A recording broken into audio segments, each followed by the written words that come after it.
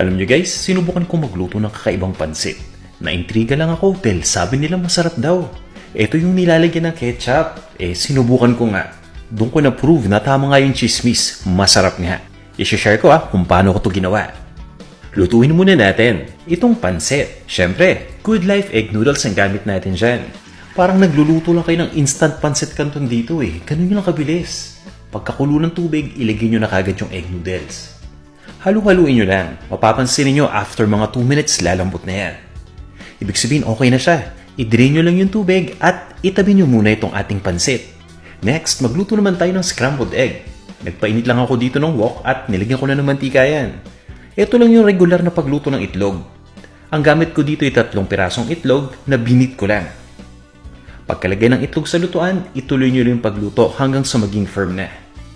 At pagkatapos ay baliktarin nyo lang para naman maluto ng kabilang side. Pagkabaliktad, i-off nyo na yung apoy Pinapabayaan lang natin na yung residual heat ang magtuloy na magluto dito.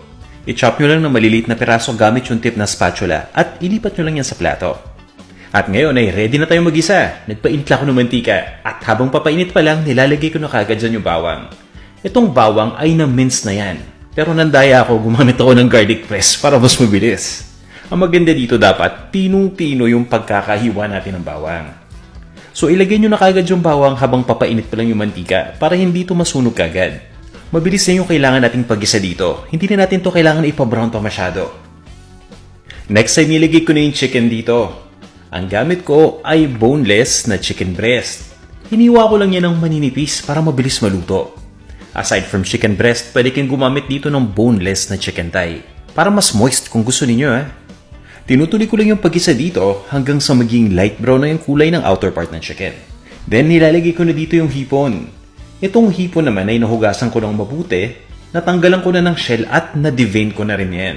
Mabilisan lang yung pagluto sa hipon, mga 1 minute okay na yan Basta importante habang ginigisa, hinahalo-halo nyo rin. Next naman, nilalagay ko na yung white part ng dahon ng sibuyas. Pinaghihiwalay ko muna kasi yung white at yung green part. Mas matigas kasi yung white part kaya yung una kong ginigisa. Mga 30 seconds lang na pag-isa okay na yan.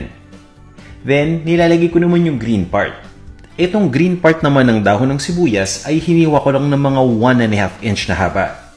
Sinusunod ko na rin ilagay dyan yung bok choy o yung pechay. Pwede rin kayong gumamit ng repolyo dito At naglalagay din ako dito ng mung bean sprouts.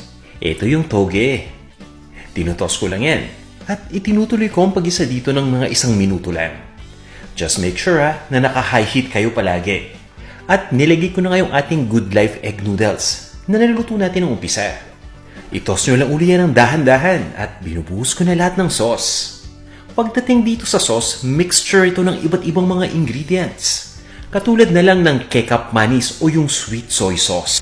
Mayroon din niyang Good Life Oyster Sauce at naglagay din ako ng Good Life Sesame Oil.